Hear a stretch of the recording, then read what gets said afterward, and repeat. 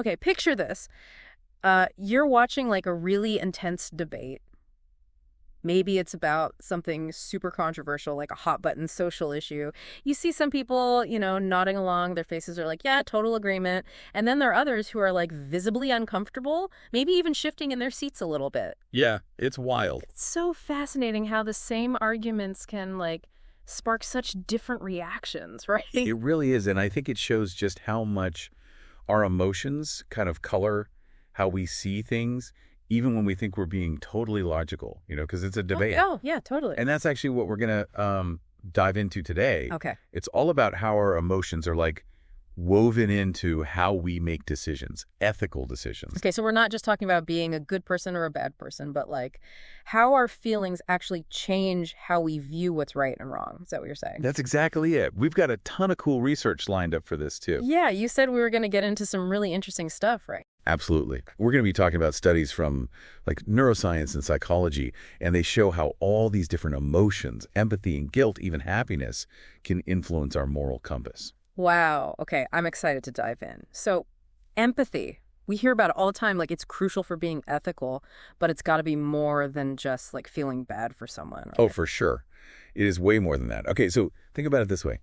You're reading a news story about a family, I don't know, maybe they lost their house in a fire. Yeah, okay. And you probably feel sad, right? Mm-hmm. Or sympathetic. But real empathy, true empathy, that goes deeper. It's about connecting with their experience. But like on an emotional level, almost feeling a little bit of their fear, their grief, their loss. So it's not just about understanding their situation, like intellectually. It's about actually feeling what they're feeling. Exactly. Yeah. And there's research that suggests that this emotional connection, this affective empathy, it's actually what motivates us to help.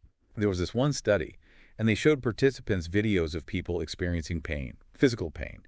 And the people who had more activity in those brain regions that are linked to this effective empathy, they were way more likely to offer help, even when it meant giving up their own time or resources. So our brains are literally wired to respond to other people's suffering. That's kind of wild to think about. It is. So what about when we feel like we've messed up, like we've done something wrong? That's where guilt comes in, right? Right. Guilt is a powerful emotion, for sure. It pops up when we believe we've violated our own moral code. It's that feeling that we need to fix things. Yeah, like that feeling when you accidentally cut someone off in traffic and you're like, oh, I'm so sorry, even though they can't even hear you. Exactly. It's about restoring this sense of moral balance. And it's not just a fleeting feeling either. Guilt can actually push us to change our behavior for the better in the long run. Some research has actually shown that people who feel guilty after doing something wrong, they're more likely to act in a way that's good for others later on, almost like they're trying to make up for what they did. So guilt can actually make us more ethically aware. That's really interesting. It can. So we've talked about empathy and guilt, and those kind of seem like they guide us toward making better choices. But are there emotions that can kind of lead us astray, ethically speaking? Oh, absolutely. Think about moral outrage. It's that fiery feeling you get when you see something totally unfair happening. Oh, yeah, I know that feeling. It's like when you witness someone being mistreated and you just want to step in and, fix it somehow. Exactly. Moral outrage, it can be a huge driving force for good. Think about protests or movements for social justice, demanding that people are held accountable for their actions. Yeah. But, it could also have a downside. Okay, I have a feeling you're going to tell me it's not always good. Well, it can be a double-edged sword, right? Right. There was research that used this thing called the punishment game, and it shows that when people are really fired up by moral outrage, they actually tend to choose harsher punishments for whoever did wrong, even when there are other options available. Oh, wow. So it's like we have to be careful to channel that anger in a way that's productive, towards positive action, but also make sure it's not totally clouding our judgment or leading us to, overreact. Yeah, exactly. It's a delicate balance. And speaking of emotions that can sometimes lead us down the wrong path, let's talk about anger and fear. Ooh, yeah, those are big ones. I can definitely see how those can mess with our ethical judgment. Absolutely. Think about a time you were really angry. Was it harder to see things clearly, to think about things from different perspectives? You know what? Now that you mention it, I do tend to get a bit tunnel vision when I'm angry. It's like my rational mind just, poof, disappears. I think that's pretty normal, actually. When we're angry, we often get more impulsive, more likely to react without thinking about the consequences, right? Right. And it can also make our moral judgments super rigid, less nuanced. We just see things in black and white, good versus evil, and we miss all the complexities. So anger can actually make us see what's ethically right in a distorted way? Yeah, it definitely can. It can make us do things that we regret later. And then there's fear, which can be just as tricky, especially when we're talking about moral courage. Moral courage. You mean like speaking up when you see something wrong, even when it could be risky for you? Exactly. Imagine you see a coworker doing something unethical. Yeah. You know you should report it, but you're terrified of what might happen. Retaliation, maybe your reputation gets damaged. You can even lose your job. That fear, it can be paralyzing, even when you know the right thing to do. It's like our need to protect ourselves just takes over and shuts down our ethical compass. I think that's a good way to put it. And research actually shows that fear can suppress our empathy. Oh, wow. When we're afraid, we get more focused on ourselves, less tuned into how others are feeling, and more likely to choose safety, even if it means going against our values. That makes a lot of sense. So we've covered empathy, guilt, moral outrage, anger, and fear. Are there any other, surprising emotions that can influence our ethical choices? Ones that we wouldn't expect? This might surprise you, but even disgust and happiness can play a role. Disgust, the feeling we get from things that are repulsive, can actually shape our moral judgments. Wait, so feeling grossed out can actually make us more judgmental. That's really fascinating. It might sound weird, but there is research linking disgust to harsher moral condemnation. It might have to do with our evolution, back in the day. Disgust helped us avoid stuff that could harm us or make us sick. And maybe, over time, that response kind of expanded to include moral transgression, so now we connect disgust with this feeling of, wrongness. So we're practically wired to link certain emotions with ethical judgments. That's amazing. It is. And on the flip side, even happiness, which is usually a good thing, can sometimes lead to us making bad ethical choices. Really? How can being happy make us less ethical? Well, studies suggest that when we're feeling good, happy, we're more likely to be trusting, more forgiving, less critical.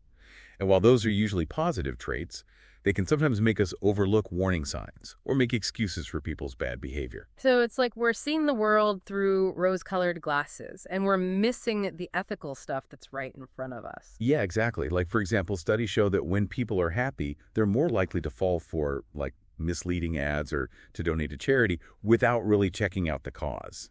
That's really interesting. So it's like our emotions are always shaping our ethical views, even when we don't realize it. But if our feelings are so powerful, how do we make sure we're also thinking things through? Don't we need logic, too, to make good ethical decisions? That's the big question, right? Yeah. And it brings us to this really cool idea, the dual process model of moral judgment.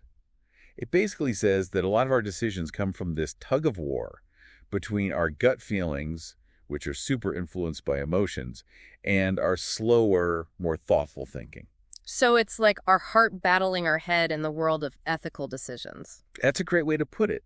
And different parts of our brain are involved in these processes too. Oh, interesting. Like the ventromedial prefrontal cortex. That's linked to decisions that are driven by emotion, while the dorsolateral prefrontal cortex is more about those rational, calculated decisions. So are you saying that some of our moral decisions come more from emotion while others come more from logic? Yeah, exactly. And here's the interesting part.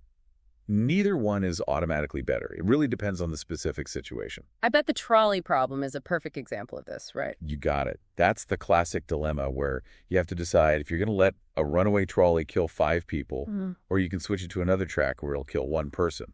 And studies have found that people who are really driven by strong emotional responses, they often struggle with the idea of sacrificing even 1 life, even to save 5 others. It just feels wrong, even if logically it makes sense to choose the option that saves more lives. Exactly.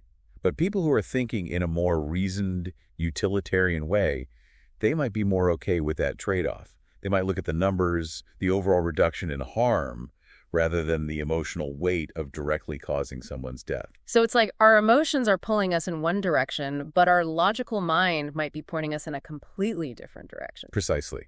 And that tension between emotion and reason, it's always there when we're making ethical decisions. Sometimes they work together perfectly, helping us make choices that feel right and good. But sometimes they clash, and that's when things get really tough. That's really interesting. This whole dual process thing makes me wonder about artificial intelligence, you know? AI is designed to make decisions without emotions. What do you think about that? That's a really great point, and it leads to a huge question. Can we, or should we, even try to have a purely rational, emotion-free way of looking at ethics? It's super relevant now, with AI becoming more and more advanced, and we're creating machines that can make decisions without being swayed by feelings. So, are we headed towards a future where robots are making our ethical decisions for us? And if that happens, what role will human emotions even play in how we figure out right and wrong? It feels like we're entering this like uncharted territory, exciting but also a little scary. It really is. It's both fascinating and, yeah, maybe a little bit daunting. It really is a fascinating frontier.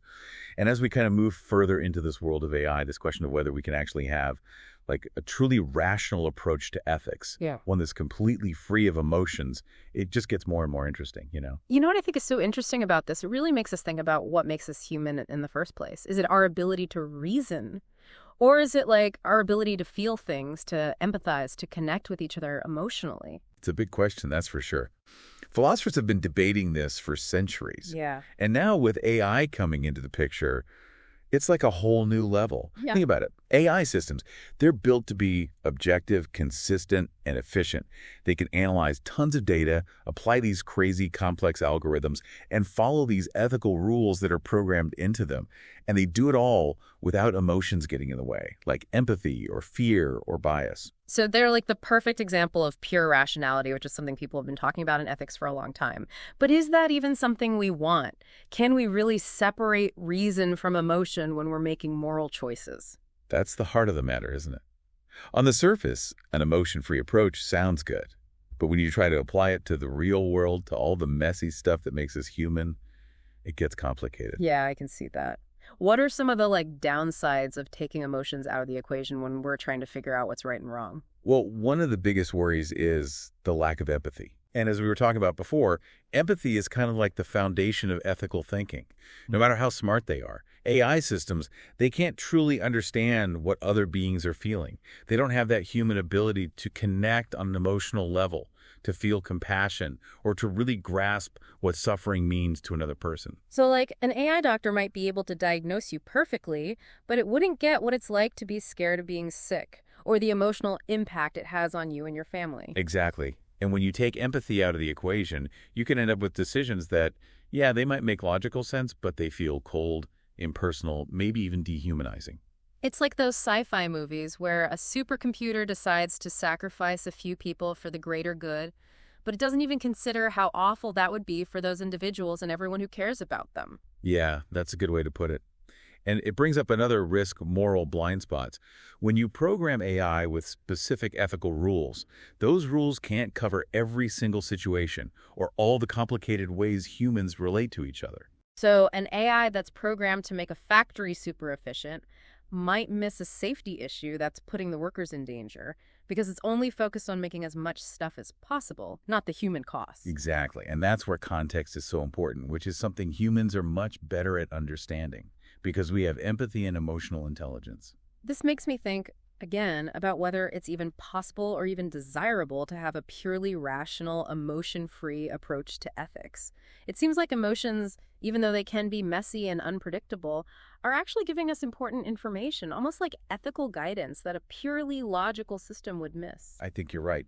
Emotions give us insights into what it means to be human, and they guide our compassion and help us figure out those tricky moral situations where logic alone isn't enough. It's like emotions are a part of our moral compass. I think so. So, where do you see this going in the future, this idea of relying on AI to make ethical decisions? It's definitely a topic that sparks a lot of debate, and it's important that we're having these conversations. As AI gets more powerful, we need to be incredibly careful about how we use it, especially when it comes to ethics. So it's not about rejecting AI altogether, but about figuring out how to use it responsibly and ethically, realizing that it can do great things, but also understanding its limits. Exactly. Hmm. We need to make sure AI systems have safeguards in place, ways for humans to keep an eye on things, and ensure that these systems are actually in line with our values and ethical principles. It sounds like a balancing act, embracing what AI can do while also remembering how valuable human judgment, empathy, and emotional intelligence are when we're dealing with the complexities of ethical decision-making. Precisely. It's not about human intelligence versus artificial intelligence, but about figuring out how to bring them together in a way that's thoughtful and ethical. This conversation has really made me realize that we often take our emotions for granted, but they're actually so vital to our ethical lives. It's not just about following the rules or being logical, it's about developing those qualities like empathy, compassion, and moral courage, so we can make choices that feel both right and good. I couldn't agree more. And as we move into a world that's more and more driven by technology, it's more important than ever to cultivate those human qualities, to make sure technology serves us, not the other way around. This deep dive has really been eye-opening. It's given me a whole new perspective on how emotions and ethics work together to shape our moral compass. It's been great exploring these ideas with you. And remember, this journey of figuring out ethics, it's never ending. The more we learn about how our emotions, our biases, and our decision-making all connect, the better we'll be at navigating the challenges of life and creating a world that's more just and compassionate. Yeah, totally. Speaking of challenges, I'm curious what you think about those biases that can sneak into our ethical decision-making, even when we're trying our best to be objective and fair. It seems like our emotions can sometimes lead us down the wrong path, especially when it comes to things like prejudice, discrimination, or even just our own personal preferences. That's such an important point. It really highlights how crucial self-awareness and critical thinking are when we're making ethical decisions. We all have biases, some we're aware of and some we're not, that can influence how we see the world and the choices we make. So it's not just about understanding that emotions play a role, but about really looking closely at those specific emotions that might be making it hard for us to see things clearly or leading us to do things that aren't ethical. Absolutely. And that means being willing to confront our biases, challenge our assumptions, and actively seek out different points of view. It's about recognizing that our own experiences and the way we see the world are limited, and that we can learn a lot from people who have different perspectives. It's like that saying, we don't know what we don't know. And when we're trying to make ethical choices, that can be a real problem. It can.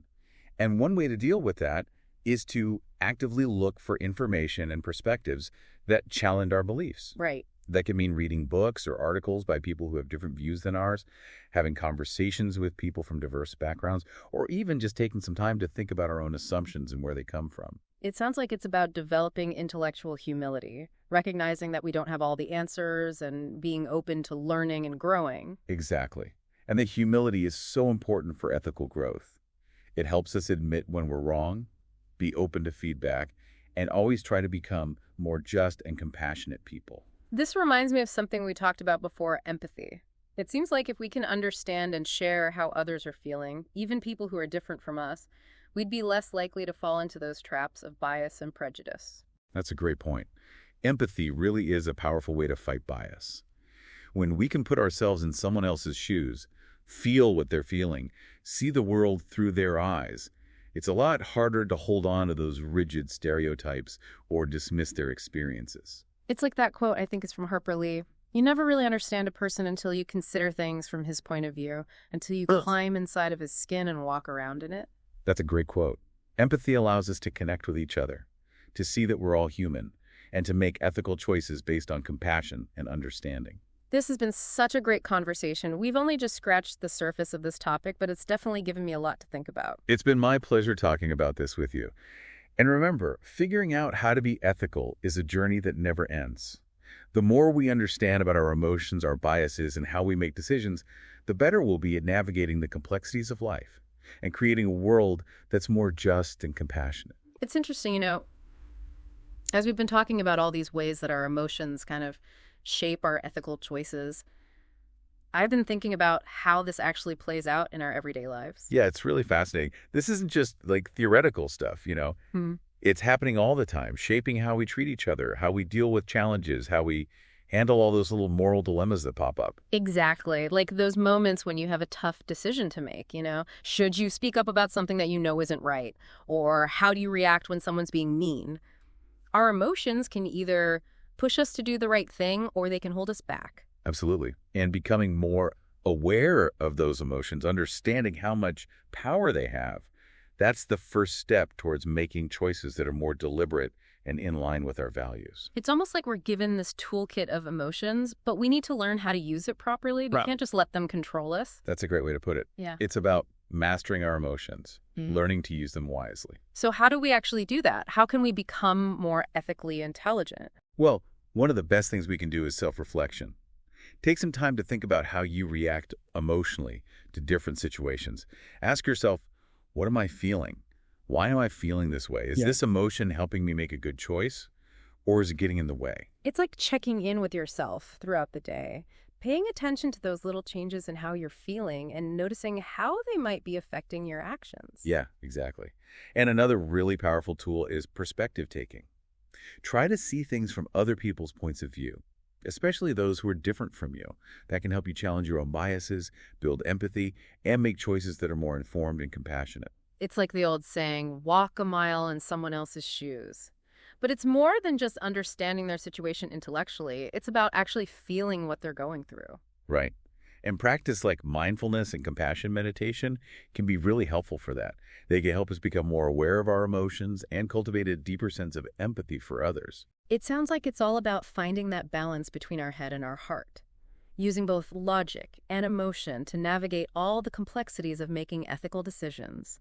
It's not about ignoring our feelings, it's about understanding them and channeling them in ways that are consistent with our values. I love that. And remember, this is a journey, not a destination. There's always room to grow when it comes to ethics. It's about continuously striving to be more self-aware, more compassionate, and braver in our choices. This deep dive has been so eye-opening. I feel like I have a much better grasp of how emotions and ethics work together to shape our moral compass. It's been a joy exploring these ideas with you. And remember, the more we understand about how our emotions, our biases, and our decision-making all connect, the better equipped we'll be to make choices that align with our values and help build a more just and compassionate world. Absolutely. Well said. And on that note, we'll leave you to think about your own emotional landscape and how it guides your ethical journey. Until next time, keep diving deep.